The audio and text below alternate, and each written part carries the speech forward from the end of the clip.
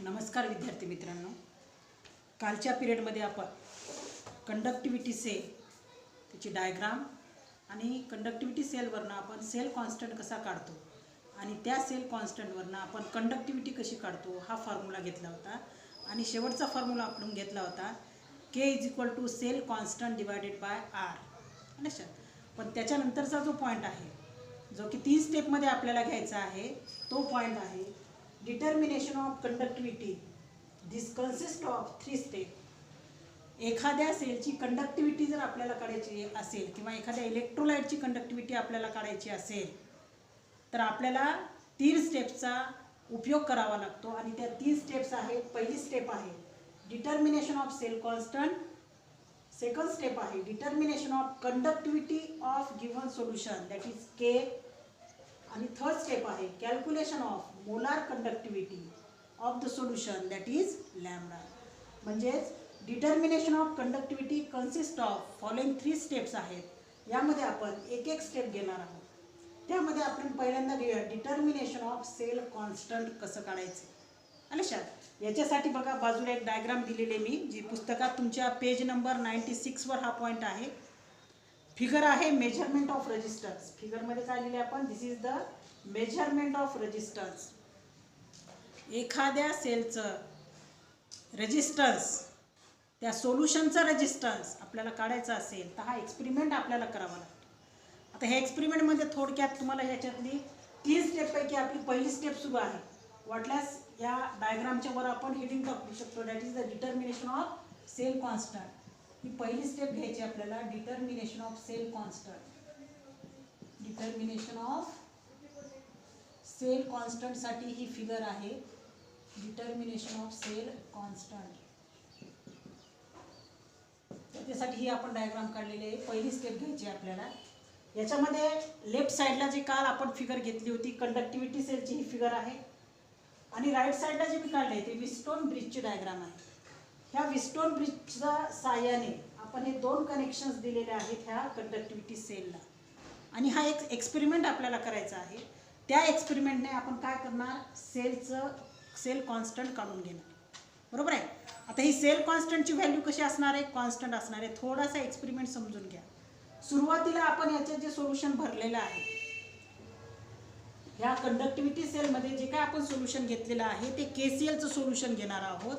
आणि त्या KClचं सोल्युशन घेताना त्याचं कॉन्सन्ट्रेशन आपण 1 मोलार 0.1 मोलार किंवा 0.01 मोलारचं KCl सोल्युशन आपण फिल करणार आहोत. अच्छा त्याच्यानंतर विस्टोन ब्रिजचं जे डायग्रामचं डिस्क्रिप्शन आहे ते आपण ह्या ठिकाणी आपण सुरुवातीला विस्टोन ब्रिज आणि कंडक्टिव्हिटी सेल ह्याची अरेंजमेंट कशा प्रकारे केलेली आहे एक्सपेरिमेंट कसा सेटअप केला आहे आपण तो आपण पाहूयात. The cell constant is determined using the 1 molar 0.1 molar or 0.01 molar KCl solution. एखाद्या सेलचं तुम्हाला सेल कॉन्स्टंट काढायचं असेल तर आपण ह्या कंडक्टिव्हिटी सेलमध्ये KClचं सोल्युशन सुरुवातीला फिल करणार आणि त्या सोल्युशनचं कॉन्सन्ट्रेशन हे किती असू शकते 1 मोलारचं घेऊ शकतो आपण 0.1 मोलारचं घेऊ शकतो किंवा 0.01 मोलारचं. या तिन्हीपैकी कोणत्याही कॉन्सन्ट्रेशनचं KCl सोल्युशन आपण कंडक्टिव्हिटी सेलमध्ये प्लेस केले. ही कंडक्टिव्हिटी सेल कशी सेटअप करायची ह्याचा एक्सपेरिमेंट किंवा ह्याची फिगर आपण कालच घेतली. बरोबर आहे. त्याच्यामुळे ह्याचं मी डिस्क्रिप्शन तुम्हाला जास्त सांगणार नाही. त्याच्यानंतर घ्या पहा the cell constant is determined using the 1 molar 0.1 molar or 0.01 molar KCl solution. The conductivity of KCl solution is well tabulated at various temperatures. बघा सुरुवातीलाच हे एक्सपेरिमेंट करून ठेवलेले आहेत. ह्याचे जे रेजिस्टन्सच्या कंडक्टिव्हिटीच्या व्हॅल्यू येतील KCl सोल्युशनचं 1 मोलारचं सोल्युशन घेतलं तर त्याचं गिव्हन टेम्परेचरला त्याचं कंडक्टिव्हिटी काय असेल.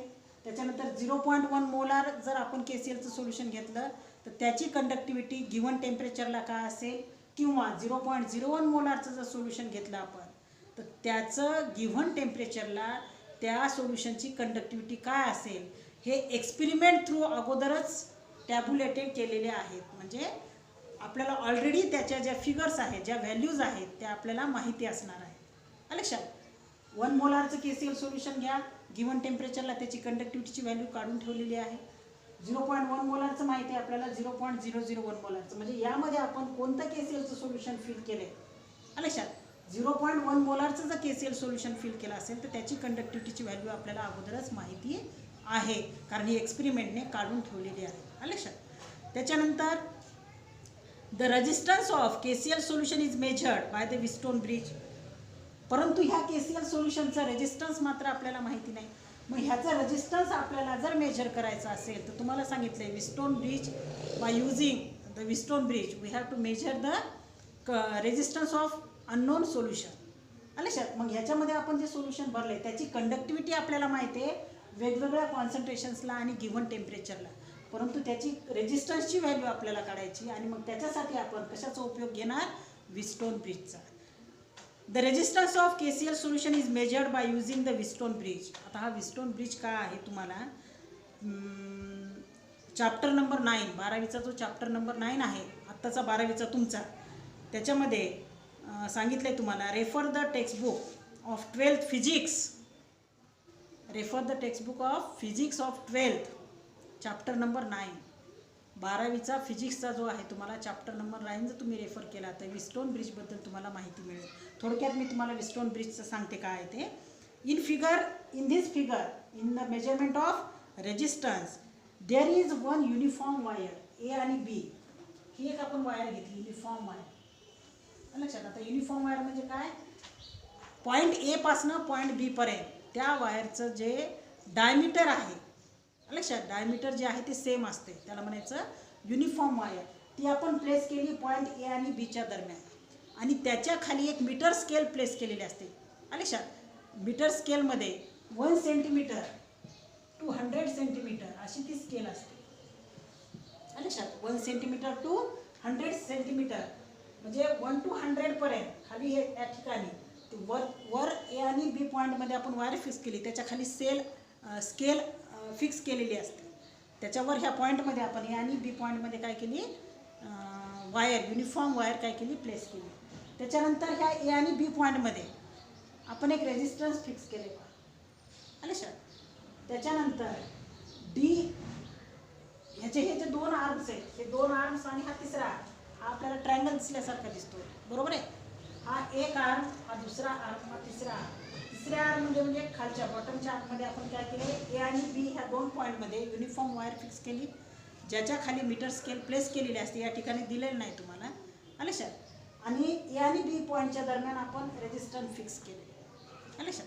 त्याच्यानंतर आर एक्स जे आहे या आर्ममध्ये विस्टोन ब्रिजच्या या आर्ममध्ये आपण आर एक्स हे फिक्स केले, ज्याला म्हणतो आपण व्हॅरिएबल नॉन रेजिस्टन्स. व्हॅरिएबल म्हणजे काय, ते रेजिस्टन्सची व्हॅल्यू जे आहे आपण 10 ओहमचं रेजिस्टन्स ठेवू, 5 ओहमचं ठेवू, 15 ओहमचं ठेवू, ते आपण चेंज करू शकतो, परंतु ती किती त्याच्या रेजिस्टन्सची व्हॅल्यू काय हे आपल्याला नोन असते म्हणजे माहिती असते लक्षात. म्हणून त्याला म्हणले आर एक्सला काय म्हणले व्हॅरिएबल नॉन रेजिस्टन्स लक्षात. ह्या ए आणि बी पॉईंटच्या दरम्यान एसी ज्याला म्हणतो आपण अल्टरनेटिंग करंट, ह्या 2 पॉईंटच्या दरम्यान अल्टरनेटिंग करंट सोर्स आहे. तर ह्याच्यामध्ये आपण एक एक पॉईंट घेऊयात. In this figure A B is the uniform wire, R X is the variable known resistance placed in one arm of the Wheatstone bridge. R X हे व्हॅरिएबल रेजिस्टन्स आहे जे आपण ह्या विस्टोन ब्रिजच्या एका आर्ममध्ये फिक्स केलेत. किती आर्म्स आहे त्याला ट्रायंगल सारखा दिसतो, 3 आर्म्स आहेत, त्यापैकी एका आर्ममध्ये आपण आर एक्स हा नॉन व्हॅरिएबल रेजिस्टन्स फिक्स केलेला आहे. The conductivity cell containing KCl solution of unknown resistance is placed in the another arm of Wheatstone bridge. बघा ही कंडक्टिव्हिटी सेल जे आपण ह्या विस्टोन ब्रिजच्या या आर्ममध्ये कनेक्ट केलेली आहे. इन अनादर arm of the Wheatstone bridge आपण काय केलेलं आहे, KCl सोल्युशन जे आपण कंडक्टिव्हिटी सेलमध्ये भरलेलं आहे ते KCl सोल्युशन ज्याचा आपल्याला अननोन रेजिस्टन्स आहे लक्षात. याचा रेजिस्टन्स कसा आहे, अननोन रेजिस्टन्स आहे. The KCl solution of unknown resistance is placed in the another arm of the Wheatstone bridge. आता इथं आपण तसं म्हणलं नाही की कंडक्टिव्हिटी सेल सेकंड आर्ममध्ये फिक्स केलेली आहे. कंडक्टिव्हिटी सेलमध्ये जे काय सोल्युशन घेतलेलं आहे ते solution the conductivity cell containing the KCl solution of unknown resistance is placed in the another arm of the Wheatstone bridge. लक्षात, एक कंडक्टिव्हिटी सेल ज्याच्यामध्ये आपण KCl सोल्युशन फिल केलेलं आहे आणि त्या KCl सोल्युशनचं अननोन रेजिस्टन्स आहे, हे आपण विस्टोन ब्रिजच्या या आर्ममध्ये फिक्स केलेलं आहे.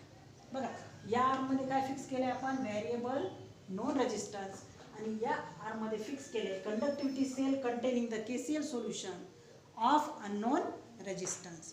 त्याच्यानंतर D is the current detector. बघा, इथे आपण हे D जे दाखवलेलं आहे, Dला काय म्हणले आपण, करंट डिटेक्टर आहे तो, म्हणजे यामध्ये किती करंट फ्लो होतं लक्षात ते डिटेक्ट करण्याचं काम कोण करणार, करंट डिटेक्टर.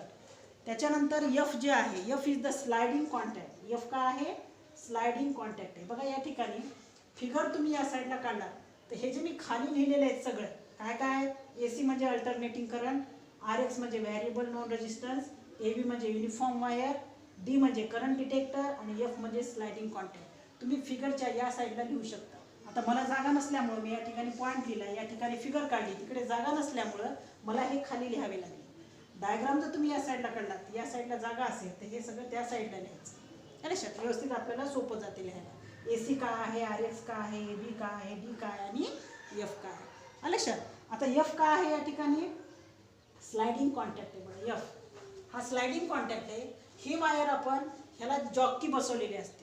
लक्षात, स्लायडिंग कॉन्टॅक्टच्या ह्या टोकाला मी जिथे असा ॲरो दाखवला की नाही, ह्या ॲरो दाखवला की नाही, ह्याला जॉकी JOCKEY जॉकी बसवलेली असते, जॉकी.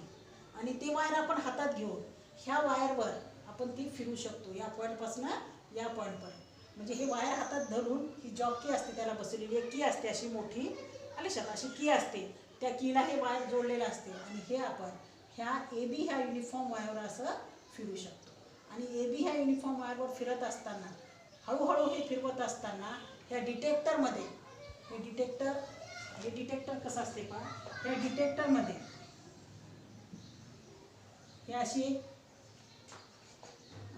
डिटेक्ट करणारा एक पॉईंट असतो.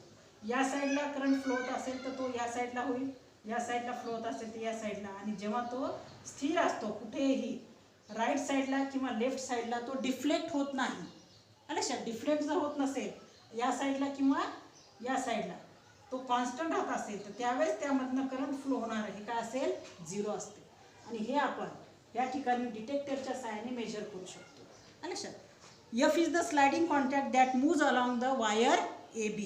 AC represent the source of alternating current. AC काय रिप्रेझेंट करतो, सोर्स ऑफ अल्टरनेटिंग करंट. लक्षात, तर या ठिकाणी बघा काय काय ह्या डायग्राममध्ये, विस्टोन ब्रिजमध्ये Dला आपण डिटेक्टर म्हणले, Fला स्लायडिंग कॉन्टॅक्ट म्हणले, ज्याच्या टोकाला आपण जॉकी जोडलेली असते.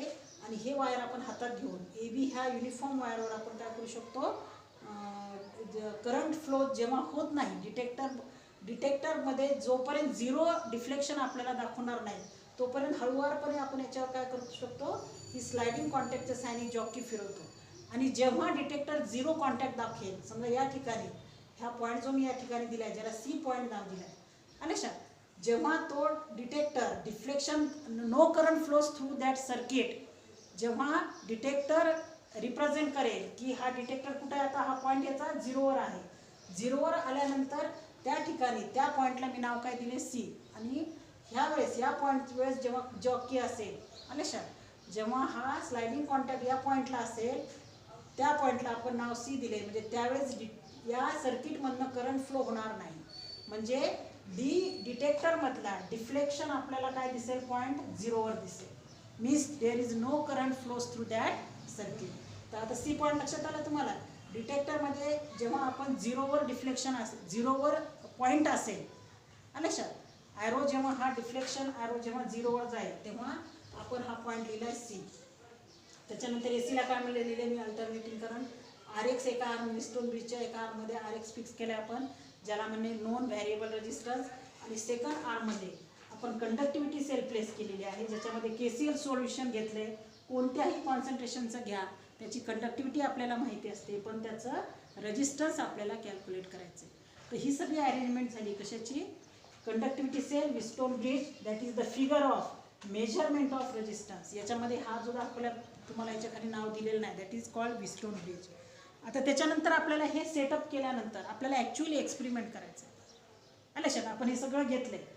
विस्टोन ब्रिजच्या एका आर्ममध्ये काय फिक्स केलं आहे, दुसऱ्या आर्ममध्ये काय फिक्स केलं आहे, ए आणि बी ह्या पॉईंटच्या दरम्यान काय फिक्स केलं आहे, डी हा काय आहे, एफ हा काय आहे, सी हा काय आहे, ए सी हा काय आहे, हे आपण सगळं पाहिलं.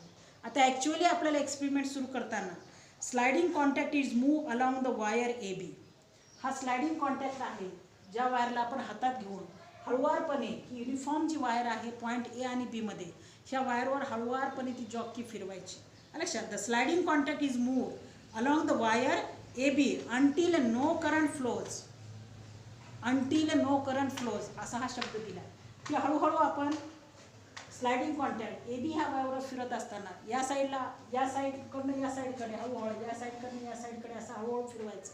आणि आपल्याला असा एक पॉईंट शोधून काढायचा आहे ज्या पॉईंटला त्या डिटेक्टरमध्ये करंट फ्लो होणार नाही, म्हणजे डिफ्लेक्शन काय दाखवेल, 0. Until no current flows the detector D shows the no deflection. म्हणजे डिटेक्टरमध्ये हा पॉईंट 0वर असेल, they no shows the deflection. Right साईडला किंवा लेफ्ट साईडला तो डिफ्लेक्ट होणार नाही. This is called the null point and that null point is represented by the symbol C. ह्या पॉईंटला आपण काय दिलं, या ठिकाणी सिम्बॉल सी दिला आहे. And that point, the null point is obtain at the C. तो नल पॉईंट कुठं ऑब्टेन होईल आपल्याला, पॉईंट सीला. देन अकॉर्डिंग टू, आता ह्या मी तुम्हाला सांगितलं आहे, ह्या ए आणि बीच्या खाली आपण काय केलेली आहे, मीटर स्केल अटॅच केलेली. मग आपण ह्या मीटर स्केलच्या सहाय्याने हा आता आपण नल पॉईंट काढला आहे, बरोबर आहे. नल पॉईंट काढल्यानंतर आपण लेंथ ए सी आणि लेंथ बी सी ज्याच्या त्या वायरच्या खाली मीटर स्केल अटॅच केल्यामुळं आपण ती इझिली मेजर करू शकतो. लक्षात, लेंथ ए सी आणि लेंथ बी सी आपण मोजून घेऊ शकतो. नंतर घ्यायचं आहे आपल्याला, then according to Wheatstone bridge principle. हा सगळा एक्सपेरिमेंट केल्यानंतर विस्टोन ब्रिज प्रिन्सिपलनुसार आपण काय लिहू शकतो, R of solution means resistance of solution divided by length A C. बघा तुम्ही आता सांगितले मी, हा पॉईंट नल पॉईंट डिटेक्ट केल्यानंतर त्या पॉईंटला आपण नाव दिले सी. जेव्हा डिटेक्टरमध्ये किंवा त्या सर्किटमध्ये करंट फ्लो होणार नाही असा एक नल पॉईंट आपण शोधून काढला आहे, दॅट पॉईंट इज सी. आणि त्या वायरच्या खाली आपण मीटर स्केल अटॅच केलेली असते अगोदरच एक्सपेरिमेंटमध्ये, त्याच्या साहाय्याने आपण लेंथ ए सी आणि लेंथ बी सी या तुम्हाला मेजर करून घेता येतात. लेंथ ए सीची काय व्हॅल्यू आहे, लेंथ बी सीची काय व्हॅल्यू. समजा लेंथ ए सी 40 सेंटीमीटर असेल तर लेंथ बी सी किती असेल, 60 सेंटीमीटर. दोघांची बेरीज मिळून काय होईल, 100 सेंटीमीटर, बरोबर आहे. लेंथ ए सी 40 असेल तर लेंथ बी सी 60 असेल. तर असा हा आपण पॉईंट शोधून काढला आहे. लेंथ ए सी आणि लेंथ बी सी मोजून घेतले आणि नंतर according to Wheatstone bridge principle, Wheatstone ब्रिजच्या प्रिन्सिपलनुसार आपण लिहू शकतो, resistance of solution divided by length A C is equal to R X divided by length B C. याच्यावरून आपण काय करून घेऊ शकतो, त्या अननोन सोल्युशनचा रेजिस्टन्स, केसीएल सोल्युशन घेतले आपण पण त्याचं रेजिस्टन्स आपल्याला नोन नाही, ते अननोन सोल्युशनचा रेजिस्टन्स काढणार आपण. R of solution is equal to काय होईल मग, या साईडला length A C divided by length B C into R X. या साईडला ही लेंथ, या साईडला ही length A C. R of solution is equal to length A C divided by length B C into R X. याच्यावरनं आपण काढलंय त्या सोल्युशनचा रेजिस्टन्स. आणि काल घेतलेला जो आपण पॉईंट आहे कंडक्टिव्हिटीचा फॉर्म्युला, लक्षात. मग के ची व्हॅल्यू आपण कसं काढणार, के इज इक्वल टू, आपल्याला काल फॉर्म्युला घेतला ना आपण, बाय मेजरिंग लेंथ. या ठिकाणी पाहू, हा फॉर्म्युला घेतल्यानंतर एक पॉईंट दिलाय पहा तुम्हाला, by measuring length A C and B C and by knowing the R X resistance KCL solution can be calculated. Resistance of KCL solution can be calculated. तर या फॉर्म्युल्यावर हा जो फॉर्म्युला घेतलाय आपण, तुम्हाला सांगितलं आपल्याला लेंथ ए सी माहिती आहे, लेंथ बी सी माहिती आहे आणि आर एक्स हे जे रेजिस्टन्स आहे व्हेरिएबल नॉन रेजिस्टन्स, याची व्हॅल्यू सुद्धा आपल्याला माहिती असते. त्याच्यावरनं आपण सोल्युशनचं काय काढणार, रेजिस्टन्स काढणार. आणि मग त्याच्यावरनं आपल्याला काढायचे त्या सेलचं सेल कॉन्स्टंट. आणि सेल कॉन्स्टंट काढताना त्याचा फॉर्म्युला काय आहे मग, cell constant is equal to K of KCL into R of solution.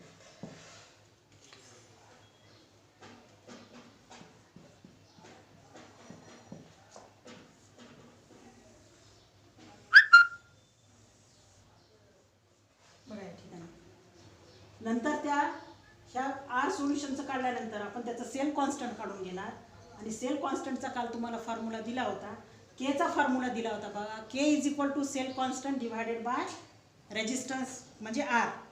बरोबर आहे. पेज नंबर 96 वर equation number 5.14 K is equal to cell constant divided by R हा पॉईंट घेतला होता बघा आपण. Cell constant is equal two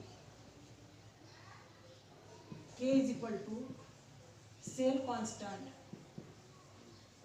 divided by R हा formula आपण काल घेतला होता. बरोबर आहे. त्याच्यावरून आपण काय करणार, सेल कॉन्स्टंट काढणार. Therefore cell constant is equal to काय होईल, के ऑफ केसीएल. इथं केसीएलचं सोल्युशन घेतल्यामुळे त्याची कंडक्टिव्हिटी घेतली आपण, K of KCl into R of solution. आलं लक्षात. K into R, K into R सुद्धा लिहू शकता तुम्ही, असं लिहायची काही गरज नाही. म्हणजे ह्या पहिल्या स्टेपवरनं आपण काय काढलंय, सेलचं सेल कॉन्स्टंट काढून घेतले. आता आपल्याला घ्यायची सेकंड स्टेप. सेकंड स्टेपमध्ये काय आहे, determination of conductivity of given solution. Given सोल्युशनची आपल्याला कंडक्टिव्हिटीची व्हॅल्यू काढायची, दॅट इज के. पहिल्या स्टेपमध्ये काय घेतलं आपण, सेल कॉन्स्टंट काढून घेतला. जे सेल कॉन्स्टंट सेकंड स्टेपमध्ये सुद्धा कॉन्स्टंट राहणार, कारण ती व्हॅल्यू कशी असणार आहे, कॉन्स्टंट. मग सेकंड स्टेपमध्ये आपण काय करणार, determination of conductivity of given solution that is K. या ठिकाणी आता चेंजेस काय करायचे, हा फॉर्म्युला लक्षात आला. पहिल्यांदा आपण काय काढलंय, विस्टोन ब्रिजच्या साहाय्याने अननोन सोल्युशनचं रेजिस्टन्स काढून घेतलंय आणि हे रेजिस्टन्स माहीत झाल्यानंतर सेल कॉन्स्टंट काढलंय. Cell constant is equal to K into R या फॉर्म्युलाने. म्हणजे पहिल्या स्टेप जी घेतली आपण, डिटर्मिनेशन ऑफ सेल कॉन्स्टंट, या ठिकाणी ही पहिली स्टेप आपली संपलेली आहे. त्याच्यानंतर घ्यायचं आपल्याला सेकंड स्टेप. सेकंड स्टेप कोणती आहे, determination of conductivity of the given solution that is K आपल्याला कॅल्क्युलेट करायचं. बरोबर आहे. आता हे के कॅल्क्युलेट करताना आपण जो एक्सपेरिमेंट पहिला केलेला आहे, हा एक्सपेरिमेंट कंडक्टिव्हिटी सेल, ज्याच्यामध्ये नोन कॉन्सन्ट्रेशन केसीएलचं सोल्युशन आपण घेतलं होतं. 1 मोलार असेल, 0.1 मोलार असेल किंवा 0.01 मोलारचं असेल, ज्यांच्या कंडक्टिव्हिटीच्या व्हॅल्यूज आपल्याला माहिती असलेल्या होत्या, नोन होत्या कंडक्टिव्हिटी व्हॅल्यू. पण आता आपल्याला सेकंड स्टेपमध्ये काय करायचं आहे, determination of conductivity of given solution. आपल्याला केसीएलच्या व्यतिरिक्त जर एखादं दुसरं सोल्युशन दिलेलं असेल, तर त्या सोल्युशनची जर आपल्याला कंडक्टिव्हिटी काढायची असेल, तर या ठिकाणी आपण काय चेंजेस करणार, मग केसीएल सोल्युशन ऐवजी या ठिकाणी आपल्याला समजा केसीएल सोल्युशन ऐवजी कोणतं तरी गिव्हन सोल्युशन दिलेलं असेल, NaClचं असेल, Na2SO4चा असेल, कॉपर सल्फेटचं असेल, कोणतंही सोल्युशन असेल, त्याची आपल्याला काय करायची, कंडक्टिव्हिटीची व्हॅल्यू काढायची. आता या ठिकाणी मात्र आपल्याला त्याची कंडक्टिव्हिटीची व्हॅल्यू माहिती नसणार, ती अननोन असणार. पण आपल्याला पहिल्या स्टेपवरनं आपण त्याचं सेल कॉन्स्टंट काढून घेतलेलं आहे, म्हणजे ती व्हॅल्यू आपल्याला माहिती असणार आहे. पहिल्या स्टेपमध्ये सेलचं सेल कॉन्स्टंट काढलं आहे, जे की सेकंड स्टेपमध्ये सुद्धा कसं असणार आहे, कॉन्स्टंट व्हॅल्यू ही चेंज होत नाही. पहिल्या स्टेपमध्ये सेल कॉन्स्टंट जे असेल ते सेकंड स्टेपमध्ये असेल. म्हणून पहिल्या स्टेपमध्ये आपण जे सेल कॉन्स्टंट काढलेले आहे त्याची व्हॅल्यू ती आपण सेकंड स्टेपमध्ये वापरणार. पण या ठिकाणी सेकंड स्टेपमध्ये आता तुम्हाला एक गिव्हन सोल्युशन दिलेलं आहे आणि ह्या गिव्हन सोल्युशनची तुम्हाला कंडक्टिव्हिटीची व्हॅल्यू काढायची आहे. Second step, determination of conductivity of given solution. KCl solution in the conductivity cell in the step first is replaced by the given solution. बघा पहिल्या स्टेपमध्ये या ठिकाणी आपण सेकंड स्टेप घ्यायला लागलो होता, डिटर्मिनेशन ऑफ सेल कॉन्स्टंट नाही, या ठिकाणी सेकंड स्टेप घ्यायला लागलो होता आपण, that is the determination of conductivity of given solution. म्हटल्यास तुम्ही या डायग्रामच्या वर ही फिगर तीच असणार आहे, फक्त याच्यामध्ये आपण KCl सोल्युशन ऐवजी एक गिव्हन सोल्युशन घेतलेलं आहे. आणि आता ही सेकंड स्टेप आपण या ठिकाणी घेणार आहोत, त्याची ही डायग्राम असेल. बरोबर आहे. KCl solution in the conductivity cell in the step first is replaced by the given solution whose conductivity is to be measured or determined. Its resistance is measured by the process described in the step first. परंतु ह्या conductivity सेलमध्ये जे given solution आपण घेतलेलं आहे याचं resistance मात्र पहिल्या स्टेपमध्ये जी काय प्रोसिजर दिलेली आहे, जे काय एक्सपेरिमेंट आपण पहिल्या स्टेपमध्ये केलेला आहे त्याच एक्सपेरिमेंट फॉलो करून आपण ह्या सेकंड स्टेपमध्ये गिव्हन सोल्युशनची रेजिस्टन्सची व्हॅल्यू काढून घेणार, म्हणजे R of given solution. Experiment तोच करायचा आहे, फक्त आपण चेंजेस काय केलेत, KCl सोल्युशन ऐवजी आपण गिव्हन सोल्युशन घेतले आणि जसं आपण KCl सोल्युशनची रेजिस्टन्सची व्हॅल्यू काढून घेतली, त्याच पद्धतीने तोच एक्सपेरिमेंट करून तोच एक्सपेरिमेंट करायचा आहे. स्लायडिंग कॉन्टॅक्टच्या सहाय्याने AC ह्या युनिफॉर्म वायरवर स्लाईड केल्यानंतर आपल्याला एक नल पॉईंट भेटेल. जेव्हा डिटेक्टरमधने करंट फ्लो होणार नाही, तो पॉईंट परत शोधून काढायचा आहे. तो पॉईंट समजा परत सी असेल किंवा नवीन पॉईंट मिळेल आपल्याला, त्याला नाव आपण सी दिलं. तर लेंथ AC आणि लेंथ BC मोजून घ्यायच्या. आपल्याला RXची व्हॅल्यू माहिती असणार आहे, कारण ती व्हॅरिएबल नॉन रेजिस्टन्स आहे. अशा पद्धतीने तोच एक्सपेरिमेंट करून परत आपण गिव्हन सोल्युशनचं काय काढून घेणार, रेजिस्टन्स काढून घेणार. Its resistance is measured by the process described in the step first, and then the conductivity of the given solution is calculated by using the formula. आणि R given आपण कॅल्क्युलेट केल्यानंतर त्याची conductivity आपण कशी काढू शकतो, K is equal to cell constant, जो की आपण ऑलरेडी फर्स्ट स्टेपमध्ये सेल कॉन्स्टंटची व्हॅल्यू काढलेली आहे. Cell constant divided by R of given solution. इथं गिव्हन सोल्युशन म्हणा किंवा नुसतं R म्हणलं तरी चालेल. या फॉर्म्युल्याच्या सहाय्याने आपण काय करू शकतो, त्या गिव्हन सोल्युशनची कंडक्टिव्हिटीची value, that is our step second, that is determination of conductivity of given solution K. म्हणजे काय केलं आपण, पहिल्या स्टेपमध्ये केलेला तोच एक्सपेरिमेंट रिपीट केला आहे. फक्त KCL सोल्युशन आहे जे गिव्हन सोल्युशन त्या ठिकाणी कंडक्टिव्हिटी सेलमध्ये आपण फिल केले आणि त्याची रेजिस्टन्सची व्हॅल्यू काढून घेतली. आणि रेजिस्टन्सची व्हॅल्यू माहीत झाल्यानंतर त्याची कंडक्टिव्हिटीची व्हॅल्यू काढून घेतली. सेल कॉन्स्टंट ऑलरेडी आपण फर्स्ट स्टेपमध्ये काढला आहे, तीच कॉन्स्टंट व्हॅल्यू चेंज होत नाही. पहिल्या स्टेपमध्ये तीच असेल, सेकंड स्टेपमध्ये तीच असेल. अशा पद्धतीने आपण सेकंड स्टेप पूर्ण केली, determination of conductivity of given solution. त्याच्यानंतर थर्ड स्टेप घ्यायची आपल्याला, calculation of molar conductivity. Third step काय असेल, calculation of molar conductivity, that is lambda. आणि आपल्याला फॉर्म्युला माहिती आहे, कंडक्टिव्हिटीवरनं आपण मोलार कंडक्टिव्हिटी काढण्यासाठी फॉर्म्युला कोणता वापरतो, lambda is equal to 1000 K upon C. बरोबर आहे. सेकंड स्टेपमध्ये आपण K ची व्हॅल्यू काढली, त्या सोल्युशनचं कॉन्सन्ट्रेशन आपल्याला माहिती असते, तर आपण त्या सोल्युशनचं calculation of molar conductivity of the given solution काढू शकतो. Lambda is equal to 1000 K upon C. हा फॉर्म्युला आपण ऑलरेडी पहिले घेतलेला आहे. The molar conductivity of the given solution is calculated by using the formula lambda is equal to 1000 K upon C. फक्त त्या सोल्युशनचं आपल्याला काय माहिती पाहिजे, कॉन्सन्ट्रेशन. तर अशा पद्धतीने आपण ह्या डिटर्मिनेशन ऑफ कंडक्टिव्हिटीमध्ये ज्या 3 स्टेप्स आहेत, लक्षात, त्या 3 step, that is determination of cell constant, second step determination of conductivity of given solution, आणि third step calculation of molar conductivity. अशा पद्धतीने ह्या 3 स्टेप आपण पूर्ण केलेले आहेत. त्याच्यानंतर पहा, पेज नंबर 97 वर प्रॉब्लेम नंबर आहे 5.5. तो कसा आहे प्रॉब्लेम पहा, a conductivity cell containing 0.01 molar KCl gives at 25 degree Celsius the resistance of 604 ohms. किती रेजिस्टन्स दिलेला आहे, 604. The same cell containing 0.001 molar AgNO3 gives resistance of 6530 ohms. Calculate the molar conductivity of 0.001 molar AgNO3 solution.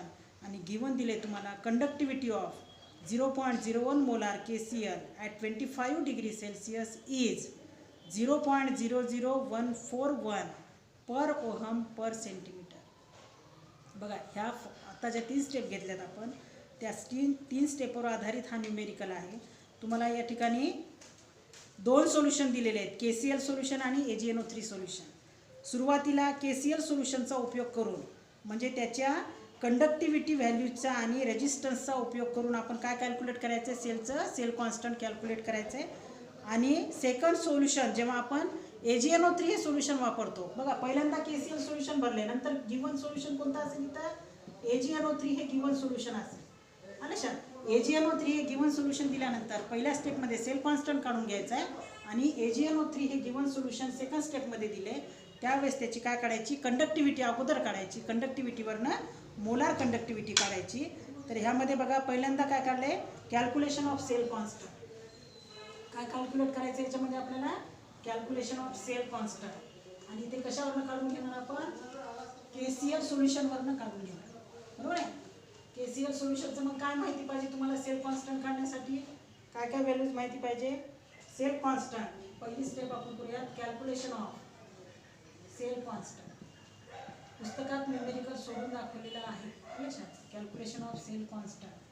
आणि cell constant काढण्यासाठी आपल्याला त्याच्या KCL सोल्युशनचं conductivity आणि त्याचा resistance माहिती पाहिजे. कंडक्टिव्हिटी किती दिलेली आहे आपल्याला? 0.00141 आणि त्याचे रेजिस्टन्स दिलेले आहे 604. बाय युझिंग लॉग टेबलचा उपयोग करून हा न्यूमेरिकल सॉल्व्ह करायचा आहे आणि त्याचं उत्तर दिलेलं आहे 0.852 per centimetre. That is the cell constant. आता हे सेल कॉन्स्टंट काढलेलं आहे. आपल्याला काय विचारले? AgNO3 ची मोलार कंडक्टिव्हिटीची व्हॅल्यू विचारली, पण त्याच्या अगोदर आपल्याला काय काढावं लागते? त्याचं सुद्धा कंडक्टिव्हिटीची व्हॅल्यू काढावी लागते. सेकंड स्टेपमध्ये जेव्हा आपण सेकंड स्टेप घेऊया तेव्हा सोल्युशन कोणतं वापरणार आपण? AgNO3 silver नायट्रेटचं solution. त्यामध्ये सुद्धा आपण K ऑफ AgNO3 काढून घेऊयात अगोदर. K of AgNO3 is equal to cell constant divided by resistance R of AgNO3. या ठिकाणी तसंही लिहू शकता तुम्ही, resistance of AgNO3. Sale constant किती काढले आपण? 0.852 डिवायडेड बाय रेजिस्टन्स किती दिलेले आहे? 6530.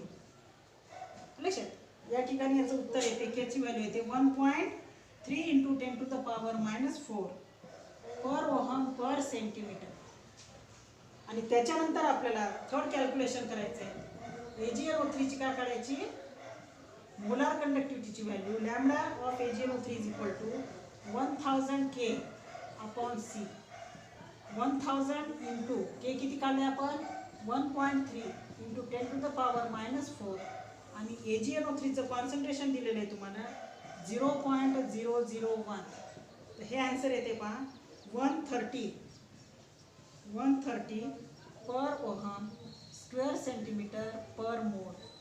अशा आपण 3 स्टेपमध्ये, पहिल्या स्टेपमध्ये सेल कॉन्स्टंट काढला आहे, ज्या सेल कॉन्स्टंटचा उपयोग आपण सेकंड स्टेपमध्ये की कंडक्टिव्हिटी AgNO3 ची काढण्यासाठी त्याचा उपयोग केला आहे. कंडक्टिव्हिटी ते 1.3 × 10⁻⁴ पर ओहम पर सेंटीमीटर. आणि थर्ड स्टेपमध्ये आपण काढले त्याची मोलार कंडक्टिव्हिटीची value by using the formula lambda is equal to 1000 K/C. उत्तर येते याचं 130 per ohm centimetre square per mole. तर या ठिकाणी हा न्यूमेरिकल आपण घेतला आहे. त्याच्यानंतर जो आहे पेज नंबर 97 वरचा पॉईंट नंबर 5.4 इलेक्ट्रोकेमिकल सेल्स आपण नेक्स्ट पिरियडला घेऊया. धन्यवाद.